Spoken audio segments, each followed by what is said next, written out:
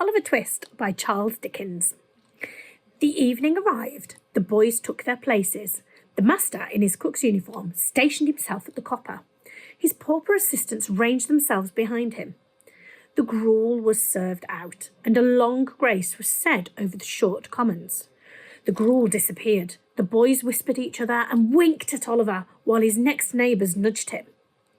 Child as he was desperate with hunger and reckless with misery. He rose from the table and, advancing to the master, basin and spoon in hand, said, somewhat alarmed at his own temerity, "Please, sir, I want some more." The master was a large, healthy man, but he turned very pale. He gazed in stupefied astonishment on the small rebel for some seconds, and then clung for some support to the copper. The assistants were paralysed with wonder, the boys with fear. "What?" said the master at length, in a faint voice.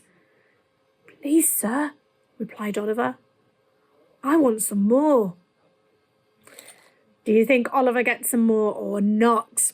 You'll have to look at the story of Oliver Twist by Charles Dickens to find out exactly what happens to Oliver in our story.